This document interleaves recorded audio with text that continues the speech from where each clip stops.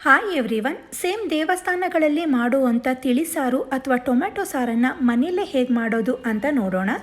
ಮೊದಲಿಗೆ ತೊಳೆದಿರೋ 1 ಕಪ್ ತೊಗರಿಬೇಳೆಗೆ ನೀರು, ಅರಿಶಿಣ, ಎಣ್ಣೆ ಹಾಕಿ ಸಾಫ್ಟಾಗಿ ಬೇಯಿಸ್ಕೊಂಡು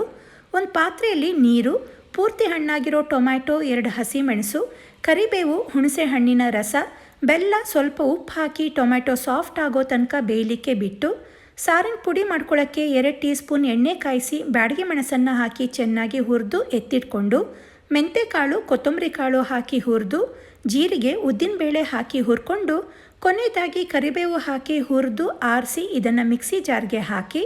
ಹಾಗೆ ಹುರಿದಿರೋ ಬ್ಯಾಡಗಿ ಮೆಣಸು ಹಾಕಿ ಪೌಡರ್ ಮಾಡಿ ಬೇಯಲಿಕ್ಕೆ ಬಿಟ್ಟ ಟೊಮ್ಯಾಟೊ ಸಾಫ್ಟ್ ಆದಮೇಲೆ ಪೂರ್ತಿ ಸ್ಮ್ಯಾಶ್ ಮಾಡಿಕೊಂಡ ಬೇಳೆ, ಸಾರಿಗೆ ಬೇಕಾದಷ್ಟು ನೀರು, 3 ಟೇಬಲ್ ಸ್ಪೂನ್ ಸಾರಿನ ಪುಡಿ, ಹಿಂಗಿನ ನೀರು, ಕೊತ್ತಂಬರಿ ಸೊಪ್ಪು, ರುಚಿಗೆ ತಕ್ಕಷ್ಟು ಉಪ್ಪು ಹಾಕಿ ಚೆನ್ನಾಗಿ ಕುದಿಸಿ ಒಗ್ಗರಣೆ ಹಾಕಿ ಕುದಿಸ್ಕೊಂಡ್ರೆ ತಿಳಿಸಾರು ರೆಡಿ.